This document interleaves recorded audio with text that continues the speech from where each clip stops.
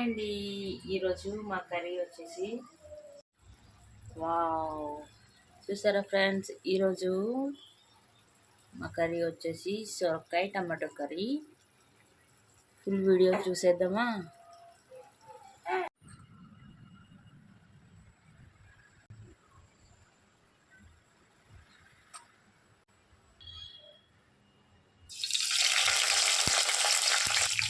పచ్చిమిర్చి అలాగే ఆనియన్స్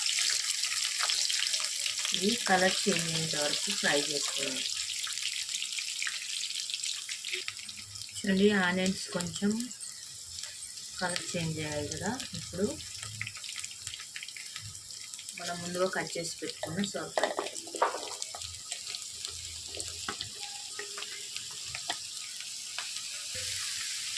ఉప్పు, ముక్కలు అనేవి తొందరగా మగ్గుతాయండి. ఇవి ఉడికేంత వరకు మూత పెట్టి ఉడికించుకున్నాను. ఈ ఉప్పు అనేది ముక్కలకు పట్టేలాగా బాగా మిక్స్ అయ్యేలాగా కలుపుకొని మూత పెట్టేసుకున్నాను.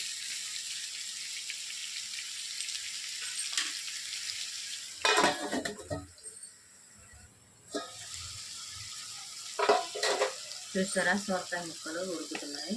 ఇప్పుడు ముందుగా కట్ చేసి పెట్టుకున్న టమాటా యాడ్ చేసుకున్నాం. ఈ టమాటా అనేది టేస్ట్ కోసం అండి. సొరకాయ కొంచెం చప్పగా ఉంటుంది కదా, టమాటా వేసుకుంటే గ్రేవీ కూడా ఉంటుంది, అలాగే టేస్ట్ కూడా ఉంటుంది. అందుకనేసి నేనైతే ఒక టమాటా యాడ్ చేశానండి. పసుపు,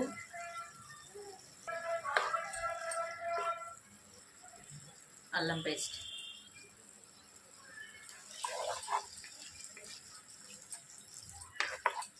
ఒక 1 మినిట్ వరకు ఉడకనిద్దాము.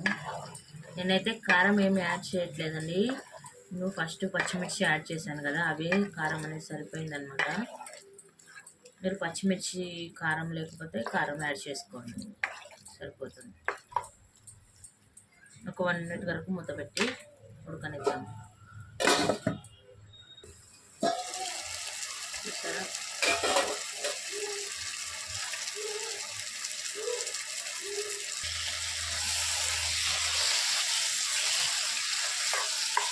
నేనైతే గ్రేవీ కోసం కొంచెం వాటర్ యాడ్ చేస్తున్నాను.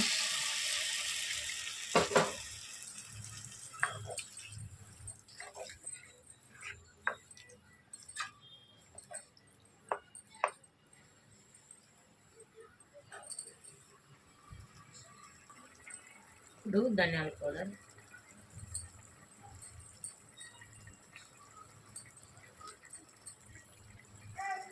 అలాగే కొత్తిమీర అండి. కర్రీస్లలో మనం కొత్తిమీర ఎంత యాడ్ చేసుకుంటే టేస్ట్ అంత బాగుంటుంది కదా.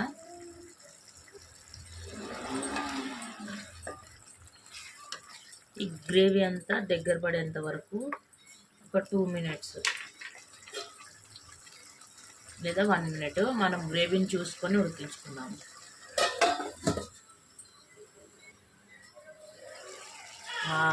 చూసారా, గుమ్మలు ఆడిపోతుంది. కర్రీని చూస్తుంటే ఎప్పుడు తినేయాలనిపిస్తుంది ఫ్రెండ్స్. ఆకలి అవుతుంది అనమాట. అంత స్మెల్ అయితే అంత బాగుందన్నమాట.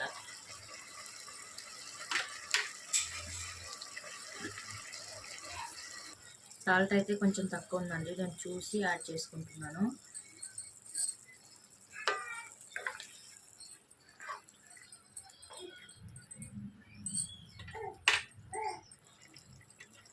చూసారా, సొరకాయ టమాటో కర్రీ రెడీ అయిపోయింది ఫ్రెండ్స్. నా కర్రీ ఎలా వచ్చిందో కామెంట్ చేసేయండి. అలాగే కొత్తగా నా ఛానల్ని విజిట్ చేసే వాళ్ళైతే ప్లీజ్ సబ్స్క్రైబ్ చేసుకోండి, ఒక లైక్ ఇవ్వండి, సపోర్ట్ చేయండి ఫ్రెండ్స్. కర్రీ ఎలా వచ్చిందో కామెంట్ చేసేయండి ఫ్రెండ్స్. ఓకేనా, మరి బాయ్ అండి.